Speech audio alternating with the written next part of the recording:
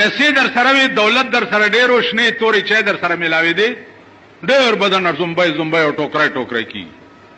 چې پیسې او دولت در سره نو هر سړی به در نه څنګه کوي چې څونه غواړي چرته. ستا د زمانې دوستان دسي یو دوه په لاره روان، شپه پرې راله. چې شپه پرې راله نو یو ونې لاندې سملاسته، ډېر کلک دوستان. تاسو کله کله وایي دا سړی څنګه وایي دا زما جاني دوست. اوس زما خولې نه به هم چېرته دوست ټکې نه یې اورېدلی. اورېدلی هم نه وایه ماما ته خو 40 کالو نه راځي. زما دوست شته نه، دوست موس نشته. زه چې د کوم دوستي قایل یم هغسې نه زه کېدی شم او نه پیدا کولی شم. دوه دوستان دي جاني، ونې لاندې سملاسته، د شپې پې زمری راغی.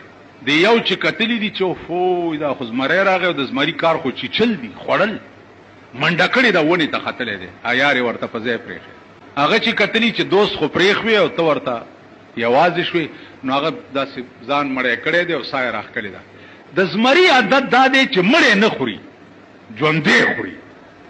نو چې ساه یې راښکلې او ځان یې مړ کړی، زمری راغلی ګیر چاپېر داسې دی غوږونو کې ورته پوزه والې ده او تې تلی دی. چې تلی دی نو د یار ورته د پاس نه وي چې هلکه دې زمري درته په دې غوږ کې څه ووي؟ هغه کوڅه ډب چې پاس دی ختلی، وایي دې زمري درته په دې غوږ کې څه ووي؟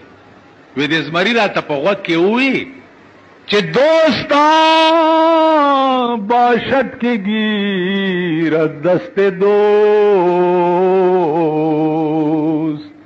دې زمري راته په غوږ کې ووي چې دوست هغه دوست دی چې د مصیبت په وخت کې د بل لاس ونیسي. دا ستا څنګه یارو چې پتا سخت راله نو دی در نه ونیله وختو. زمونږ زمانه سخته در باندې راله په ډاګه به دې پرېږدي او در نه به تښتي. دوستي موستي ماما نشته.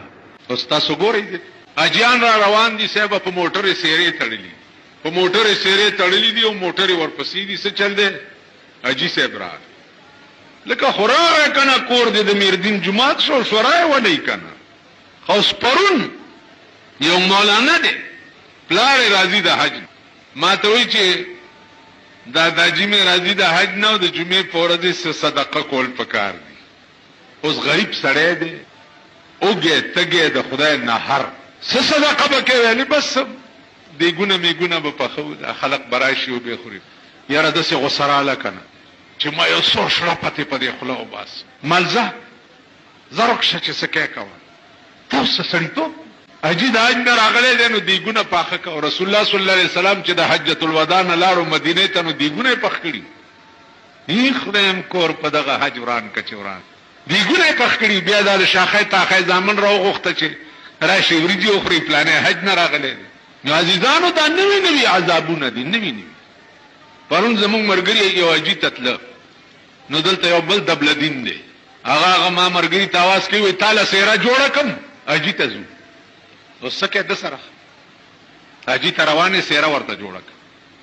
نو هسې وایم قسم په خدای دی چې دا بوتونه د دې قوم را باندې بدلېږي، بوت یې را باندې بدلېږي. که واده کې ګوري، که په حج نه راځي او ګوري، بیا چې حج ته ځي او ویې ګوري، که په مړي کې ګوري، خدای په قهر عظیم اخته.